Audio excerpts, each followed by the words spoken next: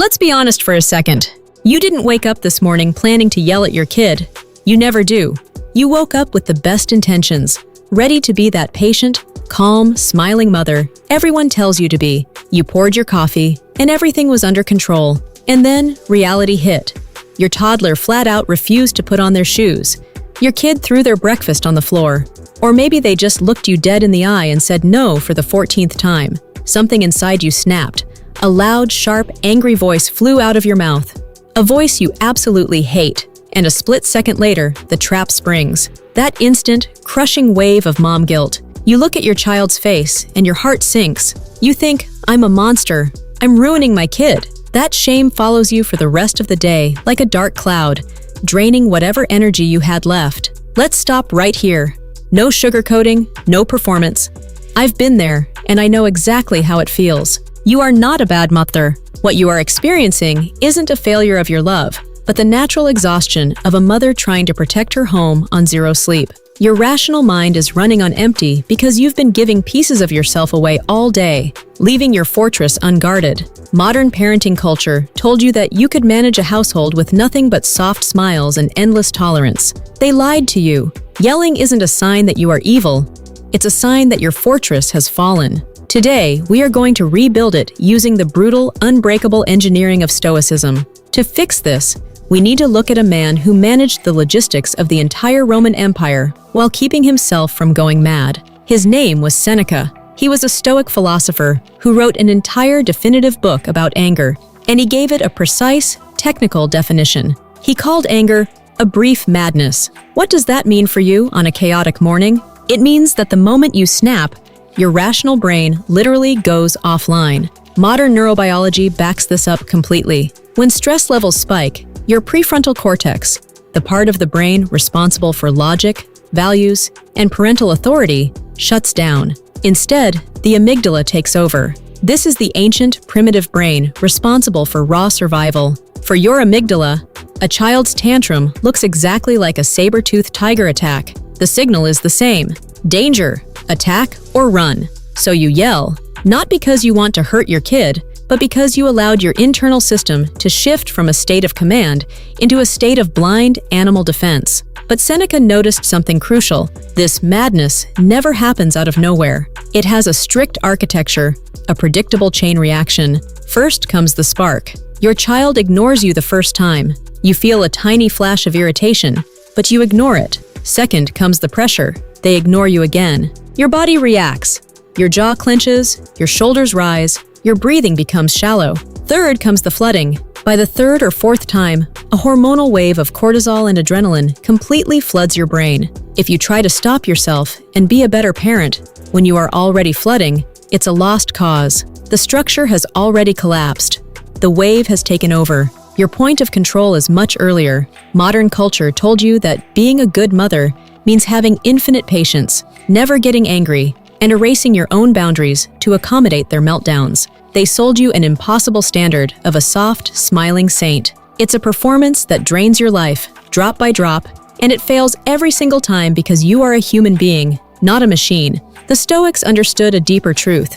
You don't manage the explosion. You manage the conditions that create the explosion. The wave that crushes you at 8:30 a.m. started building long before your kid refused to brush their teeth. Your lack of discipline with sleep, that cup of coffee on an empty stomach, the morning rush, the background anxiety, every single detail filled your reservoir drop by drop. Your child's defiance was just the final drop that broke an unstable dam. Your job as the architect of your own mind is to catch the wave while it's still a tiny ripple. You need to intercept it on the distant perimeter while your rational brain is still online and capable of exercising absolute authority over your emotions. So, what is the tool? Seneca formulated a golden rule: the best remedy for anger is delay. 2,000 years later, psychologist Viktor Frankl repeated this exact concept, creating a quote that became legendary. Between stimulus and response, there is a space. In that space lies our freedom to choose our response.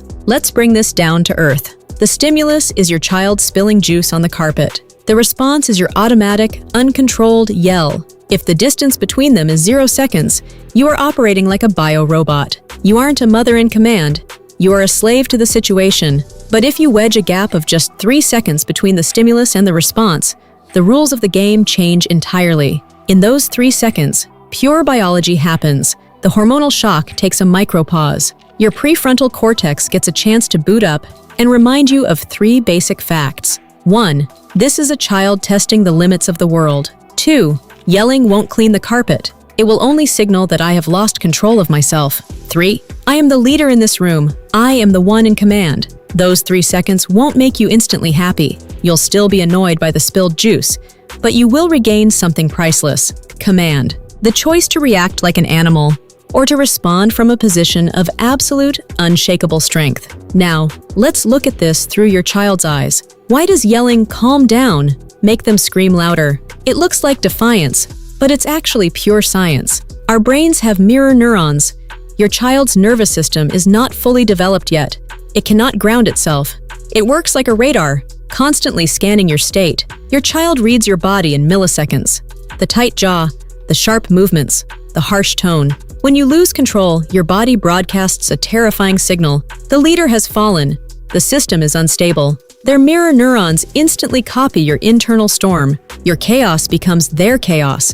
Your flooding drowns their brain. It's a brutal loop. 2 completely unregulated people in one kitchen. Trying to fix this by yelling is like trying to put out a fire with gasoline. The only way to calm your child is to first anchor your own system, not to a state of soft, passive zen, but to a level of cold, stoic stability. You must become the unshakable foundation. Here is your step-by-step stoic protocol for tomorrow morning. Step 1. Acknowledge the wave. The moment you feel that hot wave rising in your chest, label it mentally. Say to yourself, "The wave is coming." This is irritation trying to dictate my actions. When you name the emotion, you separate yourself from it. You are no longer the anger. You are the commander watching the threat approach. Step 2. The physical reset. Anger lives in the body. Break its structure physically. Drop your shoulders. In stress, they automatically fly up to your ears. Unclench your jaw. Release the tension in your face. And take a long, slow exhale through your mouth. The exhale physically forces your body to slow down, shifting you from panic to command. Step 3. Enforce the 3-second rule. If the angry words are already on your tongue, press your tongue to the roof of your mouth. Count down. 3, 2, 1. If you need to, take a step back. Walk into the hallway for 30 seconds. Close your eyes. Your child will be perfectly safe for half a minute. But this physical distance will save your peace of mind from a painful collapse. You are not running away. You are stepping back to reclaim your throne. Step 4.